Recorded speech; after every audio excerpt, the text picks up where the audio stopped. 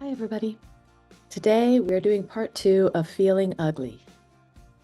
Why are we all so mean? Last week we discussed feeling ugly in the physical sense, and today we're discussing feeling ugly in our actions and the things that we take and do and say to others. Being mean or unkind, and then being upset at yourself or lacking the sensitivity to be sorry about it.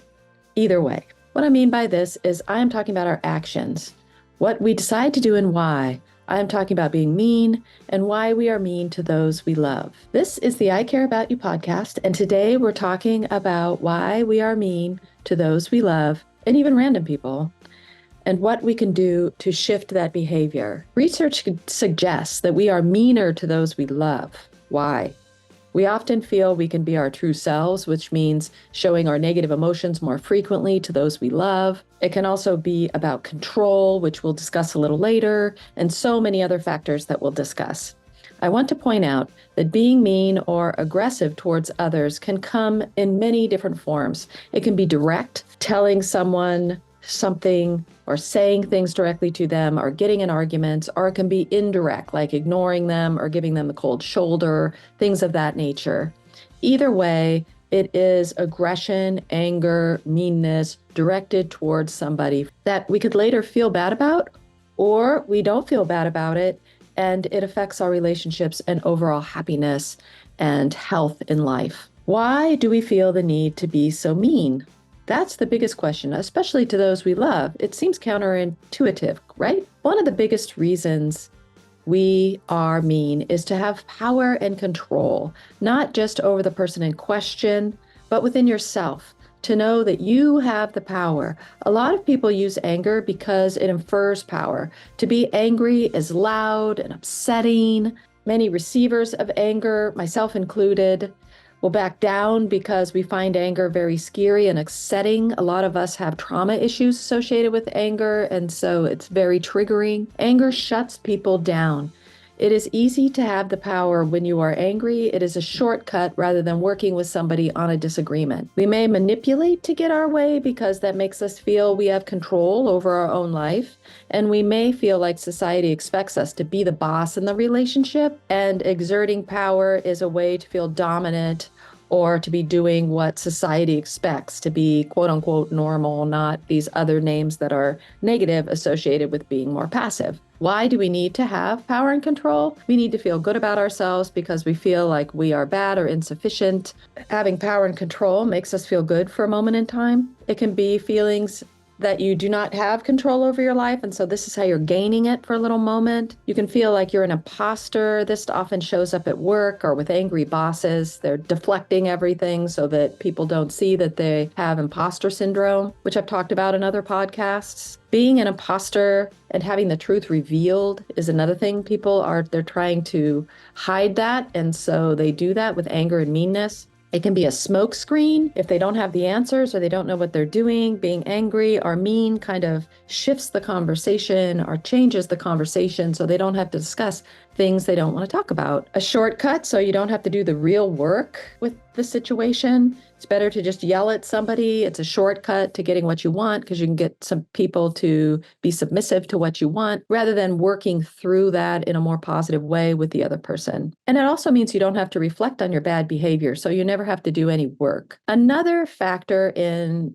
the reasoning as to why we're mean to each other might be a lack of self-worth. We use meanness to feel important, appease our negative self-talk, and to prove to ourselves that we are worthy or valid. The problem with both of these situations is that they don't last very long. You will return to feeling unempowered, not in control, or worthless as soon as you turn your attention away from the situation. This might be why many people become chronically mean over time, like the stereotypes of the popular person in high school that's just really, really mean all the time, or the mean old person neighbor stereotype. Being continually in a space like that keeps people from getting to know you, seeing your flaws, and discovering that you might not have the worth or the power that you're projecting that you do. I want to point out that this belief is only in your mind. It's just a thought, it's not a truth. Everyone is worthy. You are worthy. When this thought or negative belief becomes a defining factor, you might resort to being chronically mean. You think it is the truth and that people will find out that you are worthless. So you deflect all the time with this anger sort of way of being, or mean just keeps people at bay. Another problem is that being mean degrades relationships. If you can't see the other person's perspective or balance out the conversations, and you need to stand up for yourself to have any kind of understanding, then you degrade the relationship. If you're always coming to it with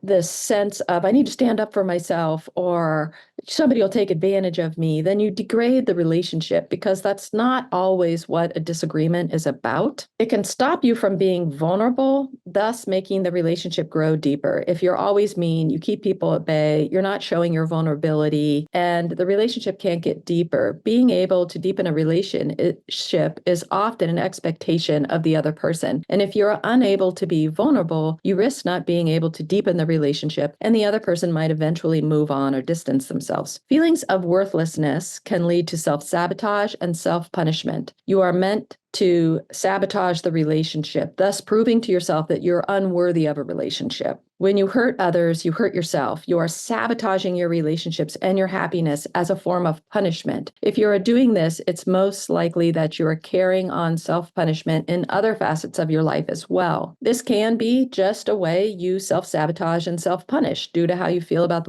your own worth, or your internal negative belief system, or internal dialogue of self. You might also be mean as a way of getting even. Sometimes people keep score, and for the sake of being on top, and they have control again, they mean to get even with you. We might do this by assuming the belief system that we were hurt first, so it is only fitting that we hurt other people back, an eye for an eye, as it were. This belief system can lead to a more abusive and toxic actions in the relationship as the relationship progresses. Be mindful of this if you feel you are on the other side of this type of coping mechanism, if you are the one being retaliated against, and make sure you stay safe. This can be something that just sneaks up on you. You don't realize it's happening until one day you realize that you're constantly paying some sort of price for the other person being hurt first, or coming from a hurtful history, and then constantly trying to get that in this relationship. You might need a constant need for validation. Regarding validation, you know the old saying, any type of attention is good attention. Whether you're getting attention because you are kind or thoughtful, or you're getting attention because you're mean and uncaring, it's still attention. And let's face it, we tend to give more attention to bad deeds than we do when people are kind and loving towards us. This could be because something happened in your childhood or in your life where you constantly need to be seen and noticed and validated. And so any type of validation is good, and you can get validation pretty easily by being mean, because people will pay attention to that. People will respond to that more so than if you do some loving act and people overlook it or don't say, oh, thank you, and things like that. And in our society, we've decided saying thank you is weakness. So many people are conditioned away from ever saying, I am sorry or thank you. Another thing might be the trust and safety paradox, as it's called. This can mean you feel so secure in a relationship that you lose your inhibition or boundaries. Feeling secure in a relationship is a great thing. Feeling like you can be open and honest and show all parts of yourself is the goal in all relationships. But if you interpret these feelings as a green light to forget about caring and compassion towards the other person, and you let go of sensitivity to the other person and the other person's boundary or life experiences, then you are essentially being unkind. You can be yourself completely, but maintain compassion towards others, meaning there is more than one way to be heard and understood, and multiple ways to be authentic and your true self. It's all about knowing your inner self, your boundaries, your desires, and being true to yourself, but also exuding loving kindness at the same time. Usually, when you come to being your true self, you naturally are kind and loving and compassionate. When we feel like we have to fight for our authenticity, we usually start going sideways. Wow, this was just a deja vu for me. I have a deja vu of writing this script for this podcast, and this was one that really turned out to be very meaningful to me. So, wow. Wow, that was just so profound. That was so profound for me for a second. So we're talking about the trust and safety paradox, feeling so safe you can just let it all loose and not really pay that much attention to the other person. The other person, of course, is going to feel uncared for and unappreciated. Another thing you might do that is mean is when you're pushing a person away when the relationship gets too close. Working hard to remain independent is healthy in many, many ways, but blaming there for things in order to keep your distance is not healthy. We usually do this out of fear. Space and independence, as I said, are a good thing in a relationship, but when you use it like I need space as a mechanism to stay detached, then it becomes a problem. You will end up hurting the other person rather than creating a healthy relationship. This is all about boundaries and communication. You want to make sure you keep your independence and your space when you need it, and everyone needs alone time now and again, but you want to make sure that's all done in a healthy way, not used as a reasoning for keeping people at arm's distance. Another reason why people might be mean in relationships is they're testing boundaries. We all know this one well. We did it all when we were kids, and our kids do it to us. When we do this in adult relationships, it could be because we are unsure of the boundaries as children, and now we struggle with them as adults. Instead of talking about boundaries in a healthy way with the other person, we push them to see where they'll draw the line. This can usually end up in a person leaving the relationship because they feel disrespected and that they have to set boundaries in the relationship, and that can be burdensome. It's like a one-way street. I have to set all the boundaries. I have to call all the shots. I don't really want to do that. I'm looking for a partner. I don't want to be the one doing all those things in the relationship, and this relationship isn't for me, is sometimes what people think. Why can't you just know to be kind? Why do I have to tell you to be kind in certain scenarios? Why can't you self-govern? Other people don't want to govern you. So if you're making everyone govern you and you're not self-governing, it creates a lot of friction. We all do this out of fear as well. Perhaps as children, we didn't have boundaries and now we yearn to have them, but we never developed the skills to be able to create them. And let's face it, setting boundaries and creating boundaries is a skill. And then holding your boundaries also a skill. It's hard to do this and to figure it out if you really don't even know where to start. The last reason I'm going to bring up today is our need to seek love in the ways as it was expressed to us as children, or how we expect love to be because of how it was portrayed in the media. Some folks call this attachment style. How we think love is supposed to be, to feel, to present is what our expectation of it is in a relationship. If someone is not living up to the expectations, we can become upset because it's not affirming our beliefs and who we think we are. We can be unrealistic about relationships, romanticizing them into something that's a myth or unobtainable. This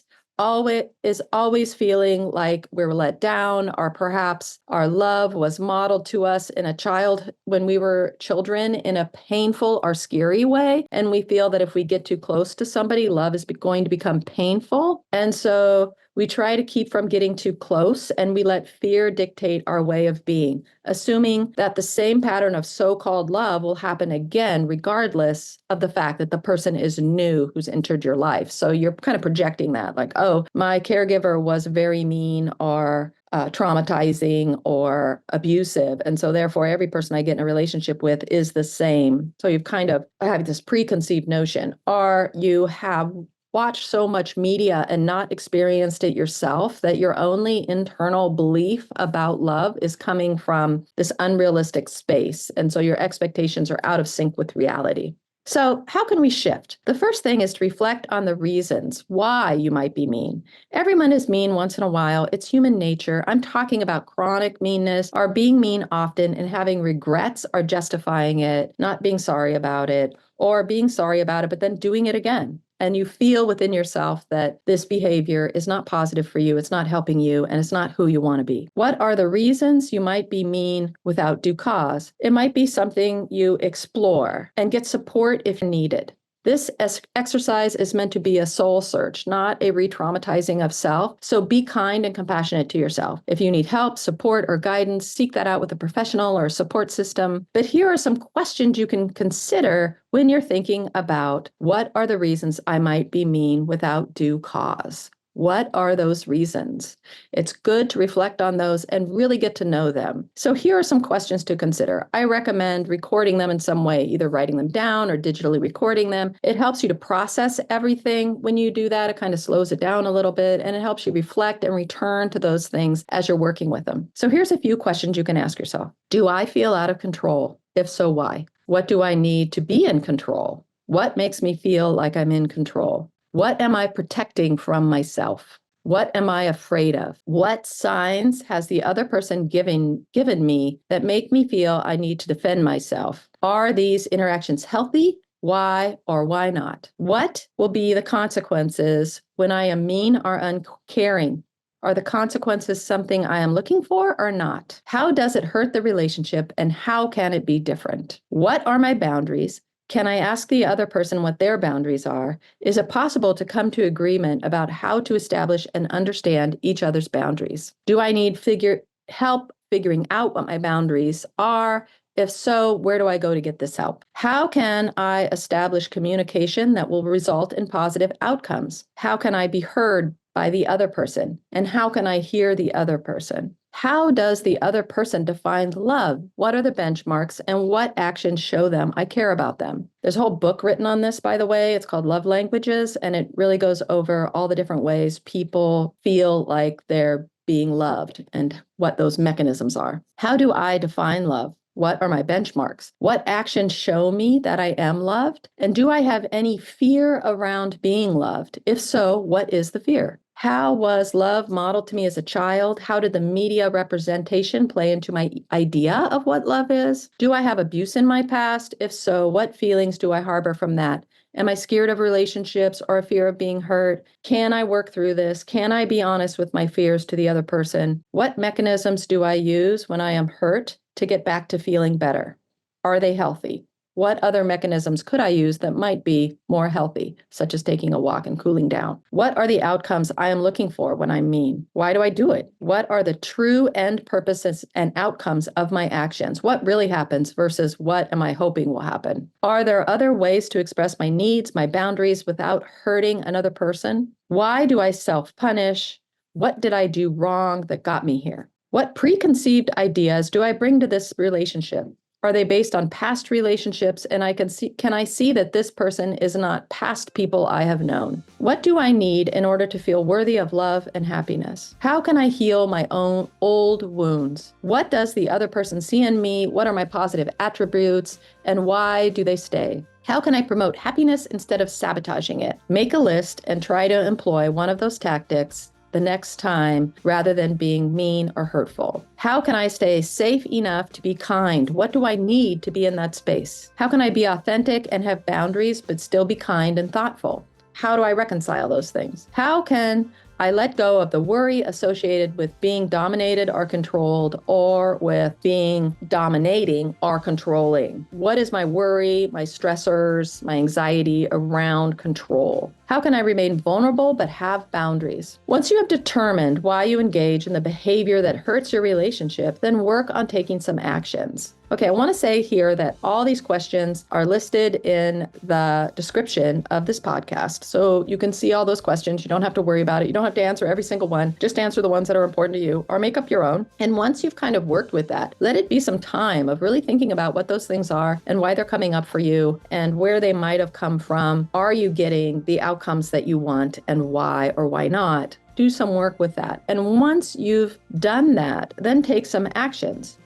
Identify what your actions might be. Some of those actions might be, I need to get help and support to work through this. If so, what's my ideal help and support look like? And then go out and get that. What can I do today to help me start shifting? What are a few things you can do today? Maybe it's not flying off the handle. Maybe it's taking a breath before you talk. Maybe it's going on a long walk rather than ranting. What can you do today? What can you start doing today to shift? Maybe it's having that conversation you've been avoiding, or maybe it's just baby steps in more positive conversation or language. Maybe it's deep listening. What can I do each day to help me feel more secure in choosing compassion over hurtful behaviors? What can I do to make that space a little bit more safer for me? Because obviously, choosing compassion must not be safe. Hurtful behaviors feel more safe. Again, this might be a comfort zone situation where it's not really helping you at all, but it's what you know, so you keep doing it. How can I stop hurting and sabotaging myself? What do I do? Why do I do this? And what needs to change? So the most important thing here is to not re-traumatize yourself,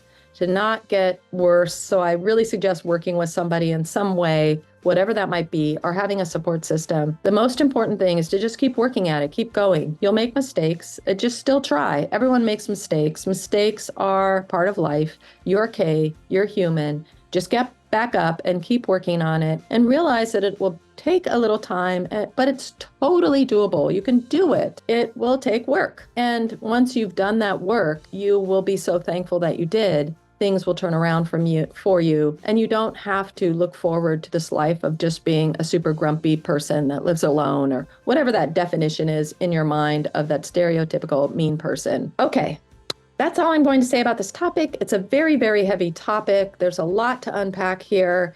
I'm going to put it all in the description so you have it. If you want to talk more about it, you can always go to my website, which I will also put in there, and book a session with me to maybe flesh out your list or to work through the things that you need to work through. And I'll put that link in the description. But for now, know that I love you and I support you, and you can be your own change. You can do it. So take good care, my friends.